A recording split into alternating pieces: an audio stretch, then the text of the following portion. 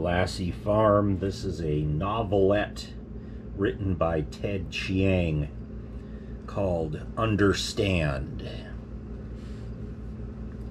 A layer of ice. It feels rough against my face, but not cold. I've got nothing to hold on to. My gloves just keep sliding off it. I can see people on top running around, but they can't do anything. I'm trying to pound the ice with my fists, but my arms move in slow motion, and my lungs must have burst, and my head's going fuzzy, and I feel like I'm dissolving. I wake up screaming. My heart's going like a jackhammer. Christ! I pull off my blankets and sit on the edge of the bed. I couldn't remember that before. Before, I only remembered falling through the ice. The doctor said my mind had suppressed the rest. Now I remember it, and it's the worst nightmare I've ever had. I'm grabbing the down comforter with my fists, and I can feel myself trembling. I try to calm down, to breathe slowly, but the sobs keep forcing their way out. It was so real I could feel it. Feel what it was like to die. I was in that water for nearly an hour. I was more vegetable than anything else by the time they brought me up. Am I recovered? It was the first time the hospital had ever tried the new drug on someone with so much brain damage. Did it work? The same nightmare again and again. After the third time, I know I'm not going to sleep again. I spend the remaining hours before dawn worrying, is this the result? Am I losing my mind? Tomorrow is my weekly checkup with the resident at the hospital. I hope he'll have some answers. I drive into downtown Boston, and after half an hour, Dr. Hooper can see me. I sit on a gurney in an examining room behind a yellow curtain. Jutting out of the wall at waist height is a horizontal flat screen adjusted for tunnel vision, so it appears blank from my angle. The doctor types at the keyboard, presumably calling up my file, and then starts examining me. He's checking my pupils with a pen light. I tell him about my nightmares. Did you ever have any before the accident, Leon? He gets out his little mallet and taps at my elbows, knees, and ankles. Never. Are these a side effect of the drug? Not a side effect. The hormone K therapy regenerated a lot of damaged neurons, and that's an enormous change that your brain has to adjust to. The nightmares are probably just a sign of that. Is this permanent? It's unlikely, he says. Once your brain gets used to having all those pathways again, you'll be fine. Now, touch your index finger to the tip of your nose and then bring it to my finger here. I do what he tells me. Next, he has me tap each finger to my thumb quickly. Then I have to walk a straight line as if I'm taking a sobriety test. After that, he starts quizzing me. Name the parts of an ordinary shoe. Well, there's the sole, the heels, the laces. The holes that the laces go through are eyes, and then there's the tongue underneath the laces. Okay, repeat this number, 3917462, I say. Dr. Hooper wasn't expecting that. What? 3917462. You used that number the first time you examined me, when I was still an inpatient. I guess it's a number you test patients with a lot. You weren't supposed to memorize it. It's meant to be a test of immediate recall.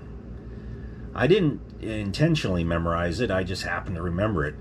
Do you remember the number from the second time I examined you? I paused for a moment. 408592. He's surprised. Most people can't retain so many digits if they've only heard them once. Do you use mnemonic tricks? I shake my head. No, I always keep phone numbers in the auto dialer. He goes to the terminal and taps at the numeric keyboard. Try this one. He reads a 14-digit number, and I repeat it back to him. You think you can do it backwards? I recite the digits in reverse order. He frowns and starts typing something into my file. I'm sitting in front of a terminal in one of the testing rooms in the psychiatric ward. It's the nearest place Dr. Hooper could get some intelligence tests. There's a small mirror set in one wall, probably with a video camera behind it. In case it's recording, I smile at it and wave briefly. I always do that to the hidden cameras in ATM machines. Dr. Hooper comes in with a printout of my test results. Well, Leon, you did very well. On both tests, you scored in the 99th percentile. My jaw drops. You're kidding. No, I'm not. He has trouble believing it himself. Now, that number doesn't indicate how many questions you got right. It means that relative to the general population, I know what it means, I say absently. I was in the 70th percentile when they tested us in high school. 99th percentile, inwardly I'm trying to find some sign of this. What should it feel like? He sits down at the table, still looking at the printout. You never attended college, did you? I return my attention to him. I did, but I left before graduating. My ideas of education didn't mesh with the professors. I see. He probably takes this to mean I flunked out. Well, clearly you've improved tremendously. A little of that may have come about naturally as you grew older, but most of it must have been a result of the hormone K therapy. That is one hell of a side effect. Well, don't get too excited. Test scores don't predict how well you can do things in the real world. I roll my eyes upward when Dr. Hooper isn't looking. Something amazing is going on, and all he can offer is a truism. I'd like to follow up with this with some more tests. Can you come in tomorrow? I'm in the middle of retouching a holograph when the phone rings. I waver between the phone and the console and reluctantly opt for the phone. I'd normally have the answering machine take any calls when I'm editing, but I need to let people know I'm working again. I lost a lot of business when I was in the hospital, one of the risks of being a freelancer. I touch the phone and say, Greco Holographics, Leon Greco speaking. Hey, Leon, it's Jerry. Hi, Jerry, what's up? I'm still studying the image on the screen. It's a pair of helical gears intermeshed. A trite metaphor for cooperative action, but that's what the customer wanted for his ad. You're interested in seeing a movie tonight? Me and Sue and Tori were going to see Metal Eyes. Tonight? Oh, I can't. Tonight's the last performance of the one-woman show at the Hanning Playhouse.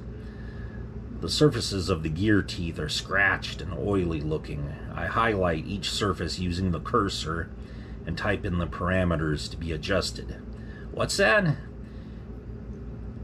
It's called symplectic. It's a monologue in verse.